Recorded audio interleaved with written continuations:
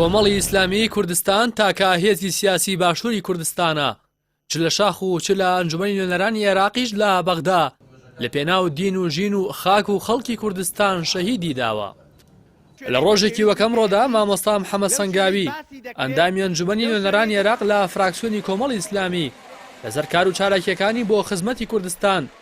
لە 5 دەی 2006 و لەگەڵ شۆفێرەکەی دەستێکی ڕەش تیرۆری کردن. وتەبێژی کۆمەڵی ئیسلامی لەو ساڵیادەدا دەڵێت شانازی بە کۆمەڵی ئیسلامیەوە دەکەین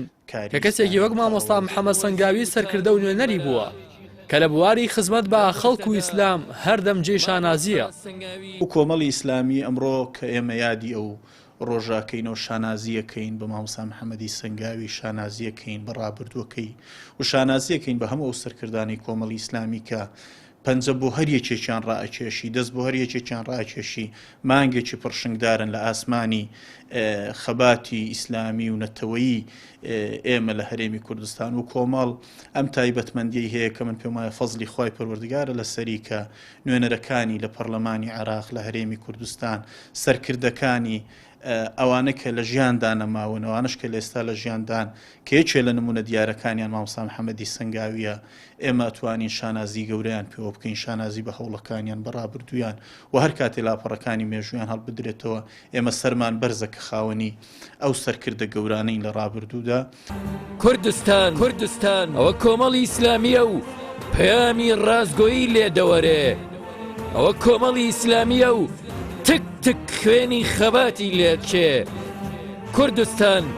ئەوە کۆمەڵە بێنازەکەتە ئەوە کۆمەڵە و سەرکردە و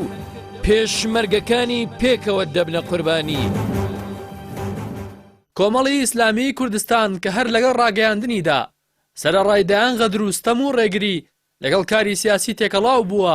بەردەوام نوێنەرێکی ڕاستەقینەی هاوڵاتیانی بەشمێنەتی کوردستان بووە لە هەولێر و لە بەغداش. هەرەمەش بووە بە خاڵی جاکەرەوەی کۆمەڵ و داکۆکیکردن لە مافەڕەواکانی کورد لە بەغدا تیرۆرستانی ناچار کرد کە مامۆستا محەممەد سەنگاوی تیرۆر بکەن. وڵا ئەو پەرلەمانتارانەی کە کۆمەڵی ئیسلامی نردونێتە پەرلەمان چ وەزیرەکانی چ پەرلەمانتارەکانی ئەوانەیە کە لە ناو دام و دەستگاکانی حکوومەتە هەموو خەڵکی شایستن بە شاهدی خەڵکی کوردستان ئەنە بۆ شایدی خۆمان کە ئەمە ئەندامی کۆمەڵێن هەمویان جێدەستیان دیار بوو هەمویان چالاک بوون و هەمویان خەمخۆری میلەتەکەیان بوون ینی هەوڵ و چالاکیان نەبۆ خۆیان بۆ زیاتر نەبوو حیزبەکەیان بوو هەوڵ و چالاکیان بۆ نەتەوەکەیان بووە بۆ ئەو مەبدە ئەو دەنگدە لەو جەماوەرە بۆ کە ئەمان دەنگیان پێداون و هەوڵیاندا لێ مافی ئەوان بەدەست بێنن چ مامۆستا محەممەد سەنگاوی کە بە شایدی هەموو پەرلەمانتارەکانی ئەو کاتە و دوایەوەش ئەو کەسانی تریشمان کە چوونەتە پەرلەمان چ لە کوردستان چ عێراق هەموو میلەتی بینە ینی ئەوە شایدی جەماوەرە واقعە و شتێکنی خۆمان بەنگەشەی بۆ ئەوە قەدەری ئێمە و کۆمەڵەکەمانە پێشمەرگە و سەرکردەکانمان پێکەوە شەهیدە بن. مامۆستا محەممەد سەنگاوی لە ساڵی 1963 لە گوندی مەسۆیی ناوچەی سەنگاو لەدایک بووە. لە کاتی ڕاگەیاندنی کۆمەڵی ئیسلامیدا بووەتە ئەندامی ئەنجومەنی سەرکردایەتی کۆمەڵی ئیسلامی. ساڵی 2005 لە سەر لیستی کۆمەڵی ئیسلامی بووە بە ئەندامی ئەنجومەنی نوێنەرانی عێراق و تا شەهیدبوونی لە وەرکە بەردەوام بووە. لە ڕۆژی قیامەتە چۆن دەتوانین مامۆستا وتاربێژێکی حەقبێژ و بوێر و کەسایەتێکی کۆمەڵایەتی دیار بوو لە ئاشتەوایی و چارەسەری کێشا کۆمەڵایەتەکاندا دەستێکی باڵای هەبووە بەڵام دەستێکی ڕەشی تیرۆر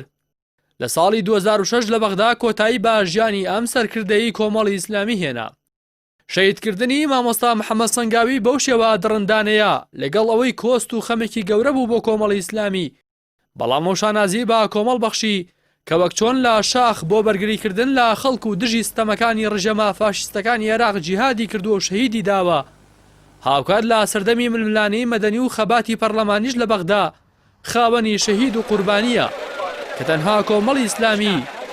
ئەم شانازیەی بە باڵادا بڕاوە.